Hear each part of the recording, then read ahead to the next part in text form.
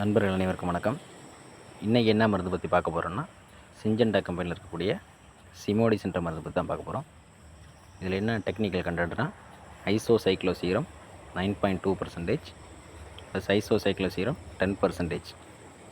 இது எவ்வளோ அளவு பயன்படுத்தலாம் அப்படின்னா, 120 ml பெர் ஏக்கர், பெர் லிட்டருக்கு 1.2 ml யூஸ் பண்ணலாம்.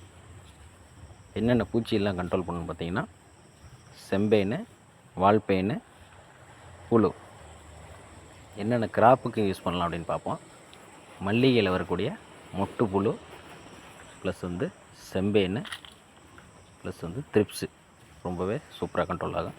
அது மாதிரி வெஜிடபிள்ஸு கத்திரிக்காயில் பார்த்திங்கன்னா, கத்திரிக்காயில் வரக்கூடிய புழு, கத்திரிக்காய், வெண்டி, அப்புறம் வாட்டர்மெலன், இந்த கிராப்ஸ் எல்லாம் வரக்கூடிய த்ரிப்ஸு, செம்பேனு, ப்ளஸ் லார்வா எல்லாத்துக்கும் கண்ட்ரோல் ரொம்ப சூப்பராகவே இருக்கும்.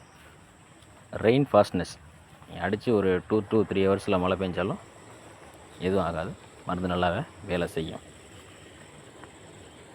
பூச்சியின் தாக்கம் கொஞ்சம் அதிகமாக இருந்துச்சுன்னா ஒரு 150 ml, அதாவது லிட்டருக்கு 1.5 ml யூஸ் பண்ணலாம்.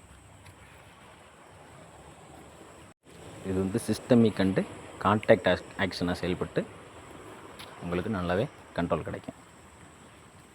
சாறு உறிஞ்சும் பூச்சி மற்றும் புழு வகைகள் அனைத்தையுமே ரொம்ப சூப்பராகவே கண்ட்ரோல் பண்ணும்.